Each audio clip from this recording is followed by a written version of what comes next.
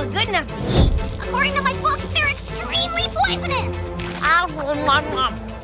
With the way they are pulling this rope, Apple Bloom is holding all of the weight, and Applejack is fighting against her.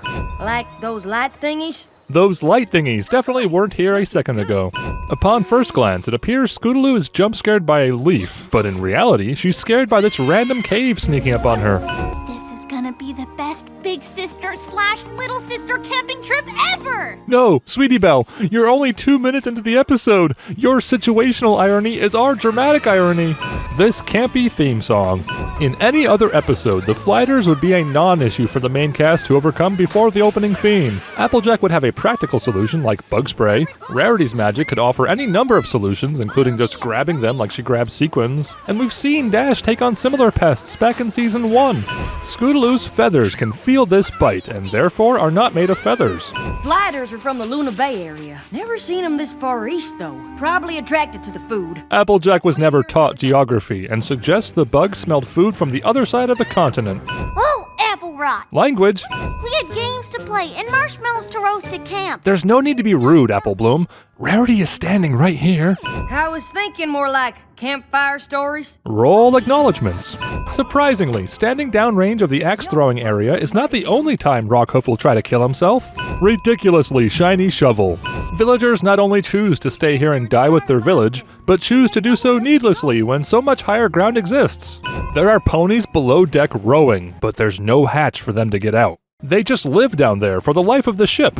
This pony appears to be giving pointless orders. You, stand over there and wait to die. You, stand over there and wait to die. Deus Ex Shovel. Nothing about this is explained. We can speculate about some connection to the elements of harmony all day long, but then we'd be doing a day's worth of work more than this episode.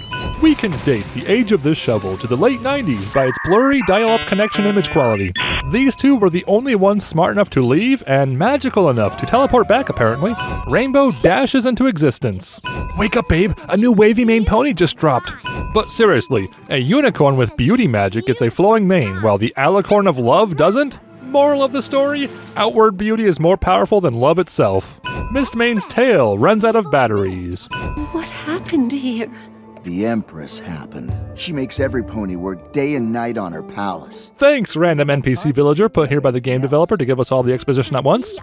We don't have time to take care of anything else. The CMC randomly interrupt the story just to sin it, complete with unfunny joke. I've seen the way you two get when you miss breakfast. If some pony told me either one of you two'd gone evil. Yeah, gone evil. It just happens sometimes. Some pony else helps Mistmane carry this flower, because her horn sure isn't. She could have just waited to grow some flowers normally and rebuild over time. Maybe she's actually the element of impatience to do this to herself instead of just waiting like a normal pony. As bright as this light is, it's still not enough light to overcome the default cartoon circle shadow.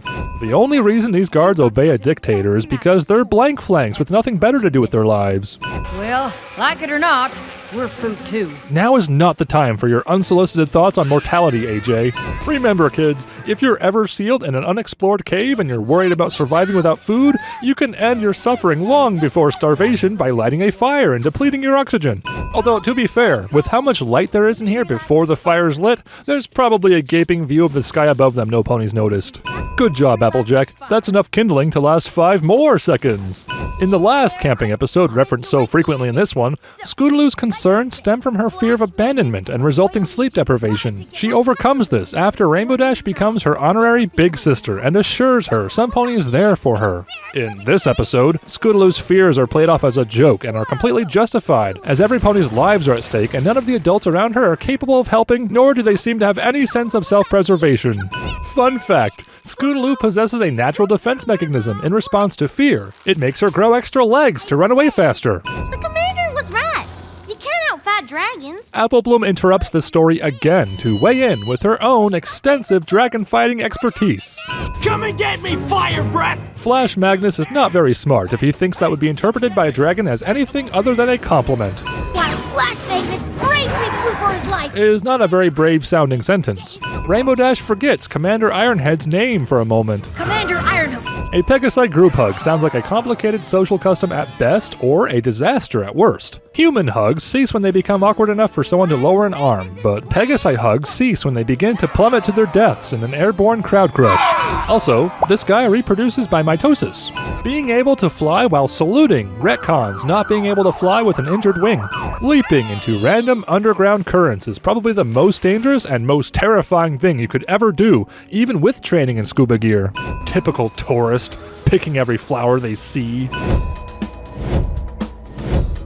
the scary cave! I'm a fire in my laser!